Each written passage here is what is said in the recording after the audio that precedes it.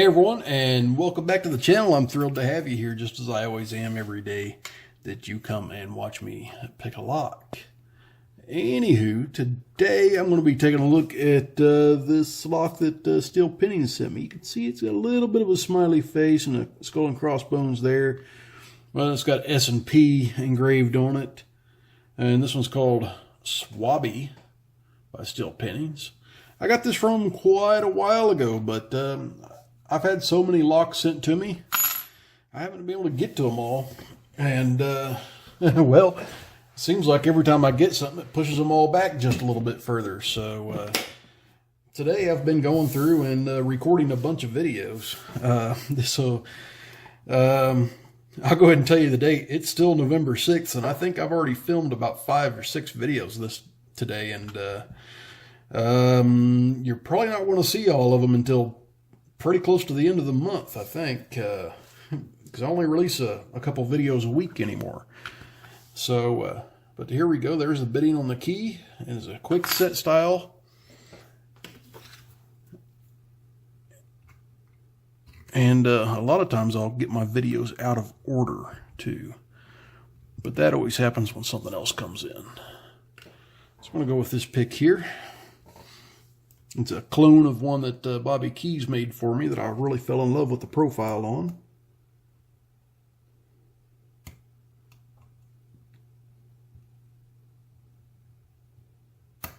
That was pin 2.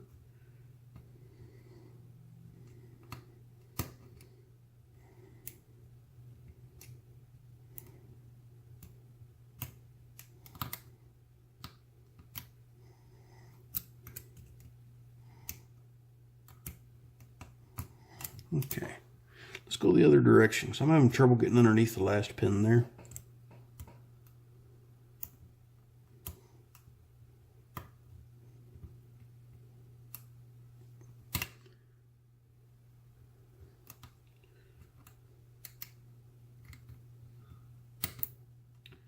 Still having a little trouble under the last pin, so I'm going to switch picks. Go with a little bit shorter one.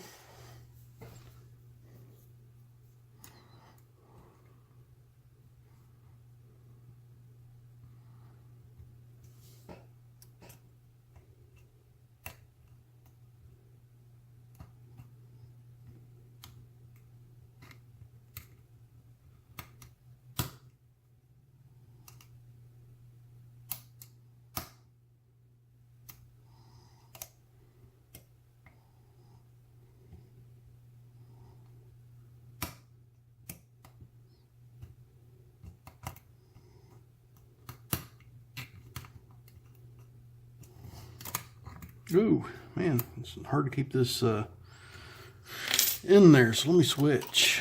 Use a different tension tool, and not that one.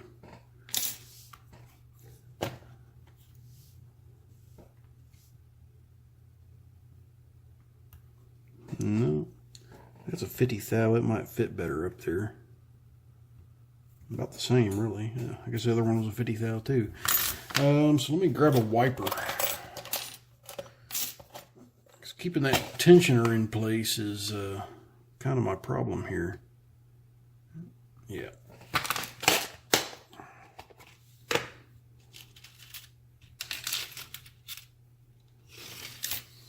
See if that Z-wrench right there will hold good. A little too wide.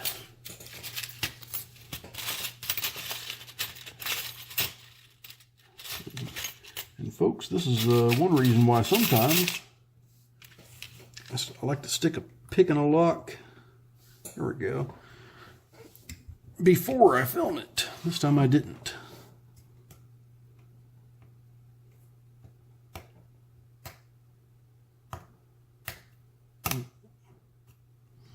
It was like 4 clicks out of pin 2. A little clicker out of 3. There's a little click from 4. Click from 5.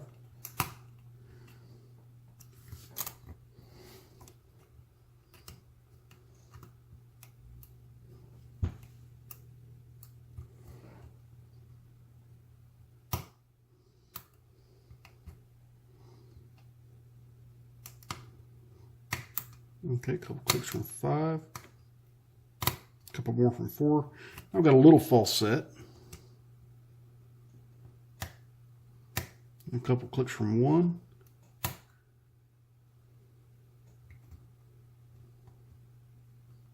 Nope, came back to 1 and got her open. Yeah, fun little lock. It took a minute to find a tensioner that actually worked for me, but once I did, I was able to get it open. All right, so let's look and see what steel pinning stuck in here for me.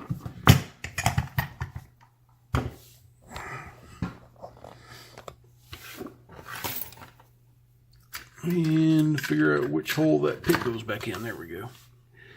All right, so I need a little flathead screwdriver to push back on this. And let's use a folding tray. It's one of my round 1 folding trays. My pin design on these for the hinges really wasn't all that great.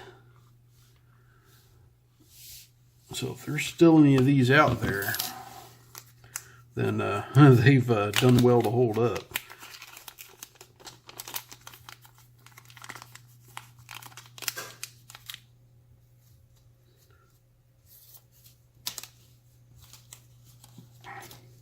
Okay, let's go ahead and stick the shim in there.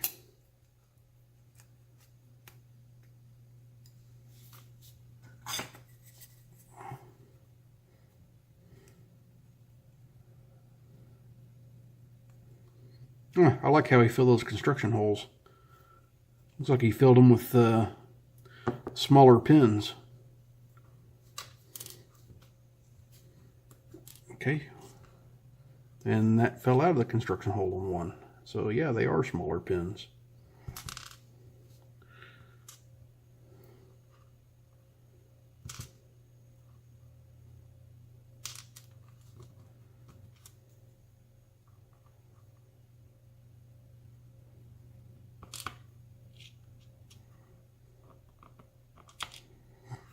Alright, so let me grab my tweezers and put this little guy back in the construction hole. It looks like a little American lock or master lock pin.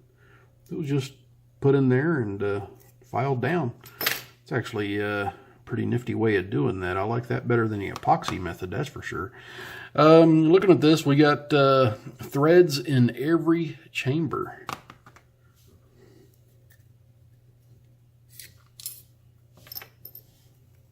Okay, so let's go ahead and take the top. I've got a serrated.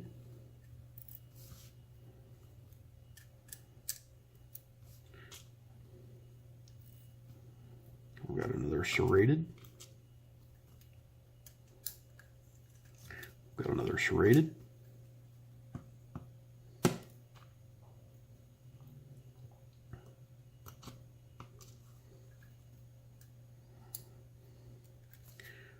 Another serrated. And I'm flinging springs around.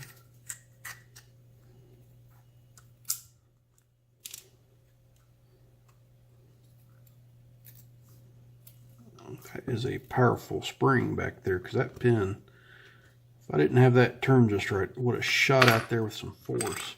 I don't see any modifications to the top. No reflections down in there. So let's take a look at these pins and see what steel pinning stuck in here for us. If I could shake them all. Ah, son of a bitch. Trying to shake them all down and shook them all out. So let's see if I can get these back in order with a big old whoops. Well, I know that was there. I know that was there. Pretty sure that was there. That was...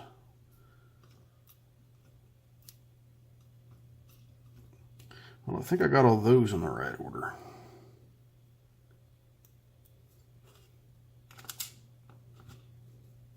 I think that's the key pin for 3. I know they were all serrateds up top.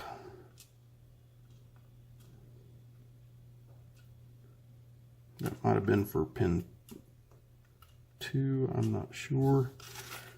Yeah, it's key pin.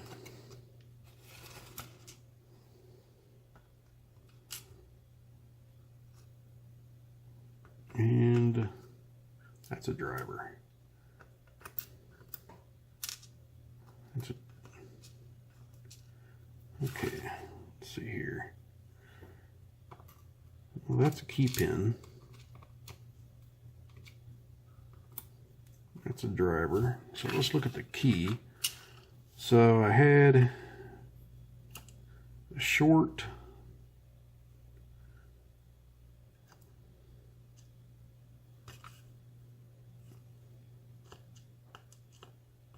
I think I had something more like this.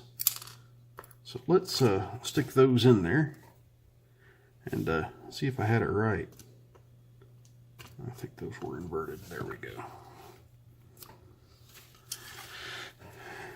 All right, sticking these key pins back in, and go and show them to you when I stick them in. I got a single serration. Yep, that's the right one. And I've got a multi-serrated. Yep, that's the right one. Another multi-serrated. Another single serration. Actually, that one's 2 serrations. Then this one has 2 serrations. Yep, looks like I got those all back in order. I won't take those back out for you though. Let's just show you the drivers. All very nicely done. All nice sharp serrations. And a good variation of springs there. So pretty fun lock steel pinnings. Too bad I screwed up the displaying. I didn't screw up the gutting. I screwed up the displaying. That's a first time for me. But anyway, folks, please stay safe. Don't do anything illegal. Please like, comment, and subscribe. And as always, if you see a lock out there in the wild and you don't have a key for it, don't stick a pick in it.